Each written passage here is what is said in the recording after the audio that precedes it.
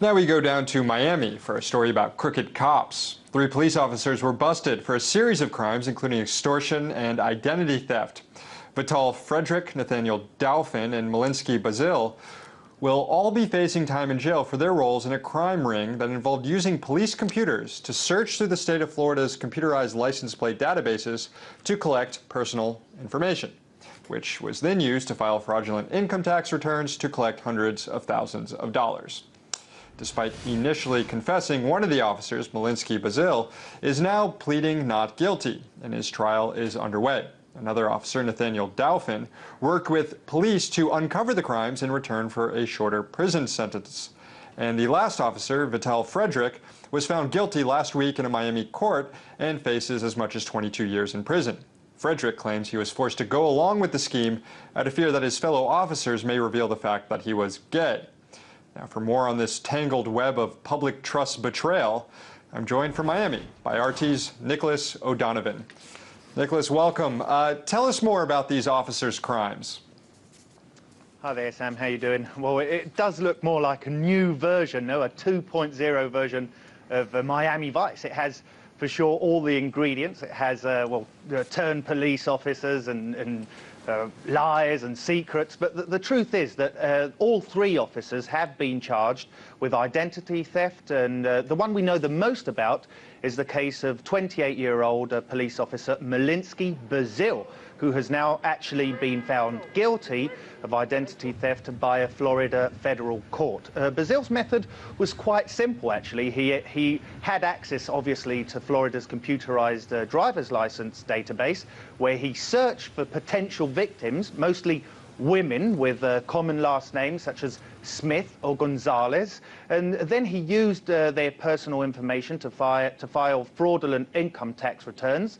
The truth is that it wasn't the most difficult crime in the world to commit. The officer just had to, sit at his desk and retrieve the names and other information from the police database.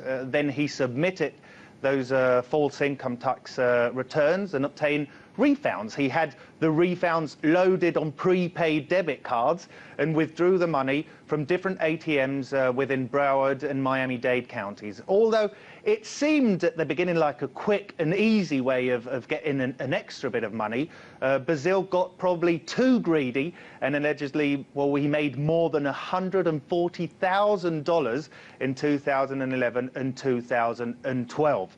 In a handwritten confession after he was confronted by police, he said that he spent the money on trips and presents for his family, therefore the money is gone, and he apologized and said that he will pay back any debt. But Bazil joined the Miami Police Department back in 2008, and then for years he was stealing identities for at least 1,000 people, 1,000 different people, and using this data to file the fraudulent income tax returns. He's waiting now for sentencing, but he faces a maximum of 10 years in prison and for the most serious charges, and at least 2 additional years in prison for 3 counts of aggravated identity theft. So yeah, he made over $140,000. That's a lot of money. How did all this come falling down? How is this crime ring busted?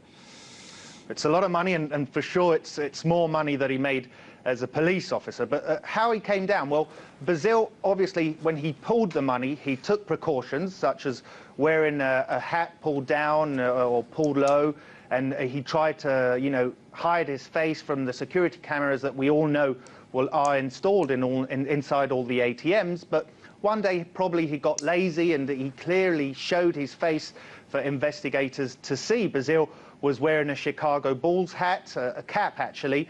When investigators then questioned him at his home, they found the exact hat and shredded debit cards. That is how he actually was captured. But as you mentioned, by that time another officer was involved. This officer was Nathaniel Dauphin, and he was already working with police, and he actually helped them arrest Bazil.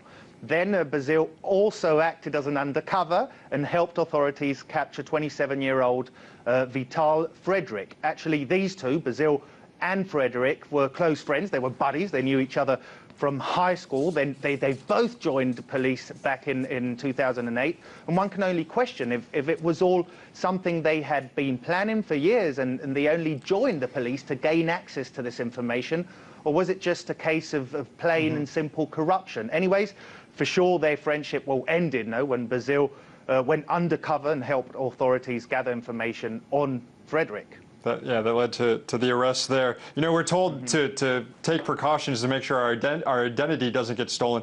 Unclear what you're supposed to do when the cops are stealing it straight from police databases. But we're out of time here. RT's Nicholas O'Donovan from our Miami studios. Thank you.